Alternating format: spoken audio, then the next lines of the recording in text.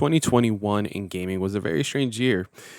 Entering the second year of consoles, we got to see where these new systems were landing, what new experiences were happening, whether they were adhering to back catalogs and things of that nature. I was very fortunate enough to receive both consoles, the Series X, which I purchased myself, and the PS5. Shout out again to Susan. You can watch my vlog to see how I got, or my little adventure for my PS5. But with shortages coming up and how difficult it was for everyone, I made the decision to my 2021 be my backlog year, especially with money being tight. And I'm not fortunate enough to be in the industry in the sense that I get codes and stuff like that. And I'm, father of two and all that jazz. I decided to work on my backlog. So 5 titles. I believe six titles, but these are the four I wanted to focus on. Whether it be the great storytelling in Miles Morales, the new gameplay experiences that the next generation of console or this current generation that we're entering of consoles can provide, and the experience with the Matrix Awakens, the controls and beautiful colors of Astros Playroom, or the haunting yet beautiful and strange story that is NieR Automata. You get to see what and why these games resonated with me in 2021. I hope your 2021 was great. As we're entering this is kind of the last episode of the Nerd Day podcast before we transition to what I'm calling version 2 of the Nerd Day podcast. New intro, an amazing first guest for episode 50, and just the future is bright for you, everyone involved, and for me myself. So thank you for everyone who supported me, and let's see what 2022 gives us in video games. Thank you so much.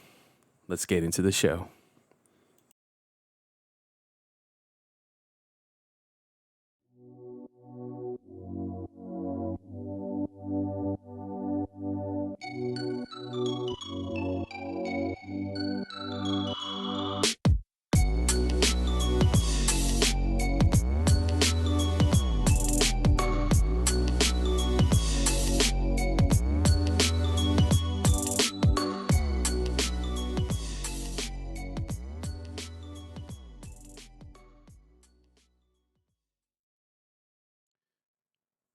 Astros Playroom. What can't be said about Team Asobi's amazing launch title for the PlayStation 5 that I already haven't said in my own video, which you can watch below. Astros Playroom has been one of the most amazing uh, experiences I've got to witness in the beginning of a console generation. I was very fortunate, and you can see a vlog. One of my best friends, Susan, was able to purchase a PlayStation 5 for me to support the Nerd Day podcast, which, again, still mind blowingly amazing. And again, thank you, Susan. And of course, knowing and listening to PS I Love You and so many other PlayStation podcasts, I knew this was the first thing I had to play. I mean, mind you, the PlayStation 5 installs it day one. So no matter what, the second you turn that console on and you hook it to the internet, you have this game. And what an experience. What a game. This is absolutely awesome. And I want Team Asobi to create another experience that I can play and just be in this world. Maybe not so much of the little like ball thing or the monkey thing. Maybe some of that stuff can go, but it's an amazing platformer. And I'd love to just be in this world for a little bit longer. I unfortunately never got to play the original Astros game on PlayStation VR. Never owned a PlayStation VR set, but I was able to play this, and it's just so amazing of a product, and it's amazing. It's absolutely amazing. I keep saying amazing because it's the only thing I could think of. I mean, again, I have like a video on my channel where you could watch me gush about Astro's Playroom, but the history behind Astro showing, like, it's the history of PlayStation. It's just awesome. And you constantly get to see like replicas of stuff. I've been in PlayStation ecosystem since not too far from day one. A few years in, I got a PlayStation 1 when I got Tekken 3, and I played that and beat that all in one night. and I had a dual shot, the first dual shot controller, and I have all these amazing. Keep using that adjective, but it's the perfect adjective for it, like experiences in my head, and to kind of see a lot of that shown love the way it was in Astros Playroom was awesome. And then you just put this awesome, awesome, awesome, awesome, awesome game on top of it, where you actually get to feel the haptic feedback for the first time in the PlayStation 5 DualSense controller.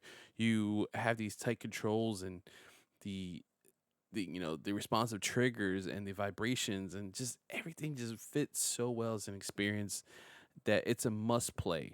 It's a must play. The second you get PlayStation 5, do not play anything like Call of Duty. Do not play God of War. Do not play anything other than this game first. Install everything, obviously. Hopefully, there's no lag. Hopefully, your internet's good. But download this, play this first. It's a must play. It's a game changing experience, especially with that DualSense controller.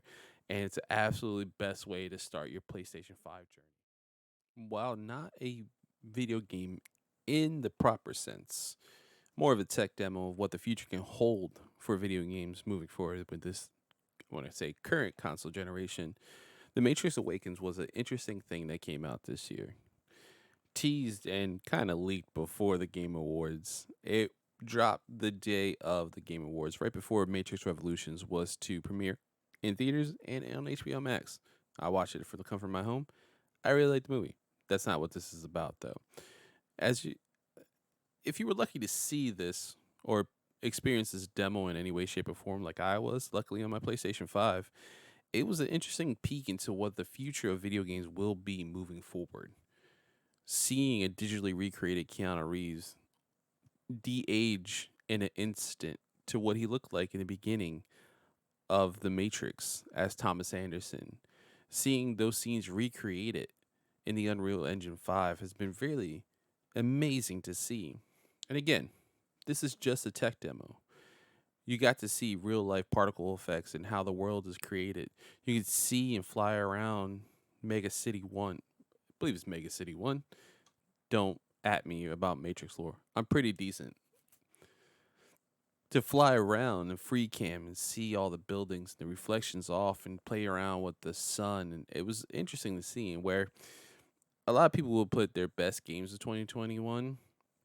I'm going to put experiences, and that's why the title says experiences. Because of this reason alone.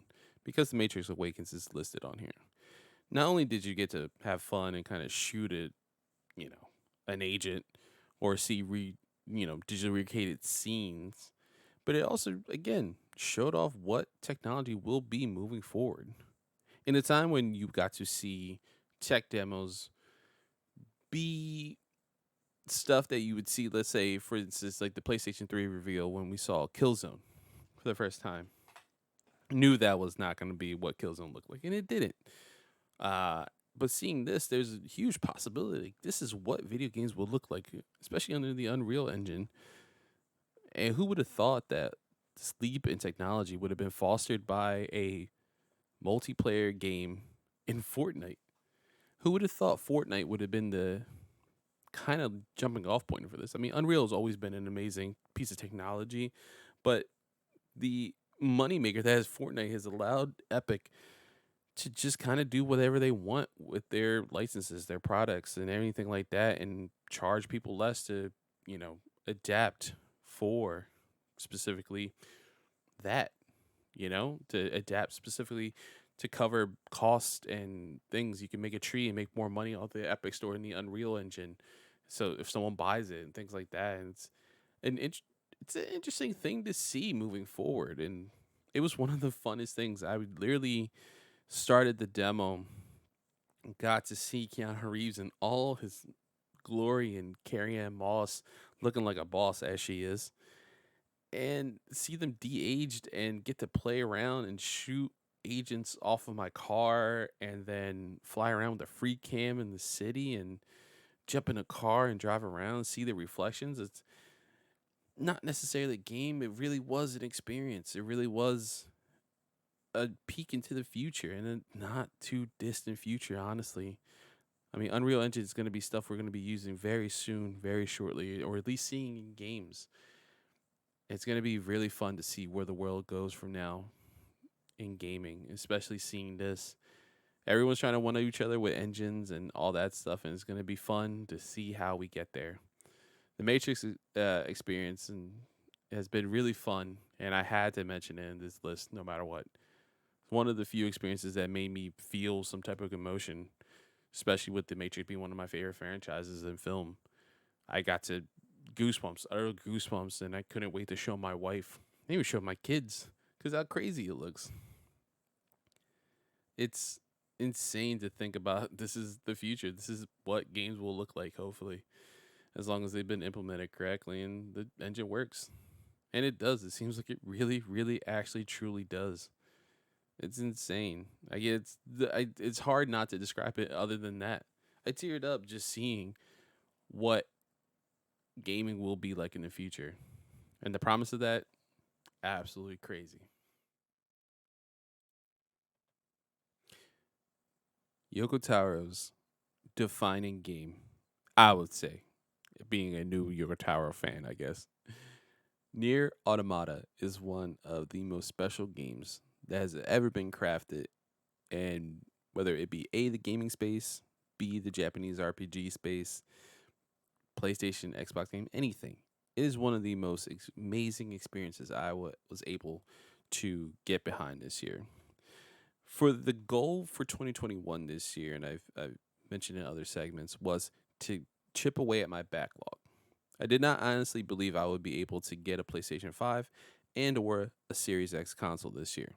So, with those caveats in my head, I was like, you know what? It's about time. I know that's an inevitable future for me, possibly in 2022, maybe 2023. Why don't I work on my backlog this year? And my PS4, not the greatest track record with disc. And for whatever reason, it wasn't the most appealing title originally. I remember all the hype, and Japanese RPGs are one of my favorite genres of gaming. But for whatever reason, it didn't click the first time I played. After actually putting some time in and seriously sitting down with the game, the world just opened up in all its beautiful glory. This destruction, this like post-apocalyptic world of, and the lore is absolutely insane. And you can read it and get so much out of it, or you don't read it and just enjoy the game for what it is. And it almost seems daunting, right? When you hear, do you want to truly beat the game? You want the true final complete ending? Okay, you have to beat it 4 times. 4 times? Anybody who does not have the time to play games, like myself, being a parent of two with a full time day job, and then this as a hobby and trying to teach himself IT stuff on the side so he can get a better job. It's such a scary, daunting thing to hear. Hey, you have to beat this game 4 times to get the true ending. And when you start listening to that, you're like, no, screw that, man. I'm not doing it. But hey, progress saves over. You get stronger. You get the new options and new playthroughs. You get to play as, 2B, then Ace, 7S. That doesn't sound right. You get to play as 2B and the rest of the crew that you get to play as a NieR Automata. See that experience played by different angles, and then finally experience a culmination that is absolutely gorgeous. And then when you get to the end, and I will not spoil it, you're faced with a decision that is so awe inspiring and took me for a loop that I wasn't really prepared for it. I remember getting to the end, and I was lucky to have a spoiler free kind of guide to, like, hey, this is what you have to do to get here, to here, to here. And this is what you have to make a decision to get the true ending. But it is a final ending. I was like, okay, that's strange. And getting there and getting to the final section and getting that final message, like, hey, this is the end, and making the decision you have to make, whether you made it or not. I chose to make it, and it became a beautiful, absolutely adoring sequence for me. I was in tears. I was legitimately in tears after the decision I made. And it was just a masterclass in game design and story. I'm so excited to get back into the world of NieR. I just recently purchased NieR Replicant, so I can't wait to see kind of the prequel to all this and see more of Yoko Taro's insane story making, story ideas, and just what he does in a world and builds it out. I know there's loose ties. I mean, everything is connected in the NieR universe, but like just to see that and meet these characters that everyone loves and Kane and and NieR and everything like that, it's gonna be so fun.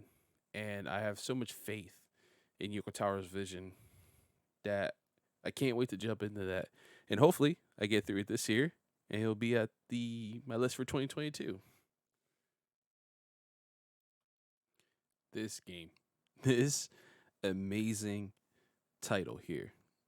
Again, if you want to hear my full thoughts on this game, there's a video down below you can watch my review for this awesome Marvel title, Marvel's Spider-Man Miles Morales. But to gush even more about it, this game is just an absolute blast. So much so, I started my Miles Morales journey at the tail end of 2020 on my OG PS4. I mean, literally day one PS4. I have a photo of me picking it up day one. And then I ate crabs at an awesome restaurant in the suburbs of Philadelphia. But besides that point, I played Miles Morales on an OG PlayStation 4 that cannot take a disc anymore. I think it was like burning up. It was so hot in my entertainment center playing this game. And I absolutely adored it. Flash forward a couple weeks, it's the beginning of 2021, in year two of the pandemic. And I finally beat Miles Morales. And I'm in awe of what Insomniac was able to craft in continuing the storyline they created in the first Spider-Man game and showing Miles' journey and truly differentiating him from Peter, whether it be moveset with the invisibility, whether it be his obviously his suits, making the Tinker a very valid villain, um, introducing just different plots and different ways to showcase the world of Spider-Man and their specific version of New York and Spider-Man, was absolutely awestruck about it. And then the piece de resistance on it, I got to then get a PlayStation 5. Again, shout out to the homie Susan for hooking me up and supporting Nerd Today podcast. Y'all don't have to buy me a PS5. She did because she's absolutely amazing. Not saying she's better than y'all. Maybe she is. Anyway, just to subscribe and like and all that jazz and share it would be awesome. But to then, my whole plan went out of the door for 2021 in gaming, right? I planned on maxing out as much as I could and literally taking a look at my backlog in PlayStation 4 and looking and being like, what am I really going to play? Pick those titles and start chipping away at them. Specifically, I had disc titles that I wanted to get through just to get out of the way since my PlayStation 4's disc drive was crappy. Again, day one, old, beat up. She did what she needed to do. She served her purpose. I love her. God rest her soul. It's coming to you, Jeff, soon. I just keep forgetting. That went completely out the window the second I got my PlayStation 5. Because it went from, well, I kind of want to know what Miles Morales looks like on PlayStation 5, right? You can only watch so many 4K trailers to not experience it, right? Never experienced 60 frames per second gaming as well this generation. So I downloaded it. After playing another title that was on here as well, Astros Playroom. What's up? I popped into this game, and next thing I know, I was swinging around New York as Miles, and I was playing next to my son, and I would wait till he woke up from his nap on weekends, or if we had time and we were doing nothing that was like fun educational stuff. It was just a treat. Yeah, let's hang out, let's talk, let's play some Smiles, and it was cool to see his reaction to. I mean, obviously he doesn't know like the graphics look better, the game looks better. He just loves Miles. He loves the message behind Miles. He loves who he is and what he looks like. He thinks he's awesome. He loves Spider-Man in general. He loves Peter, loves Gwen. He loves this all the Spider people. And just to have that experience again, and it was like, wow, he loves it. I'm digging this game again. I shouldn't play this again. I have so much stuff on my backlog I want to get to. I now have a Series X and a PlayStation 5. There's so many games to get to. Halo's on its way. And I keep playing Miles. And it keeps engrossing me again. The just beautiful nature of Miles, just him living in this new neighborhood, being with his mom, how beautifully crafted his story is. Seeing Peter, seeing everything, it's just insane. All the Puerto Rican love that you get in this game is awesome as well. All the inside jokes, he's getting coconut milk, all that stuff. I mentioned it in my full review. Again, watch it down below. I was just sucked back in. And part of me kind of wants to play, you know, the original Spider-Man title. Now I don't have the remaster because I didn't buy the deluxe version of Miles, but still, I kind of want to play it again. And it's hard. This world, Spider-Man is one of my favorite heroes. Him and Superman and Green Lantern and Nightwing are all up there for me. And it was cool to go back into this world again and re-experience it and re-experience Miles' story with Finn, Rio, Genki, and who he is and what he is as Spider-Man. So that, if I had to rank my games, Spider-Man Marvel's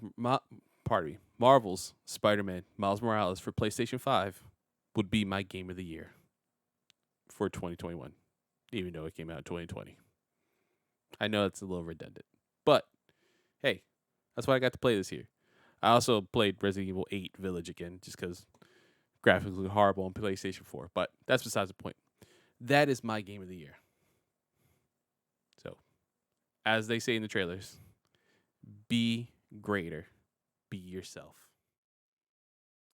And that's it. That's my gaming in 2021 video. I hope you enjoyed it.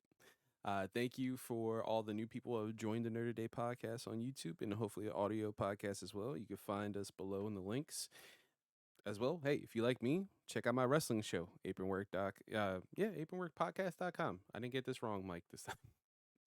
But yeah, check us out over there. Follow us on everything as well. If you're an Apron Work fan, follow me over here. I'm assuming you're watching as well. But yeah, thank you so much for getting me to 50 episodes.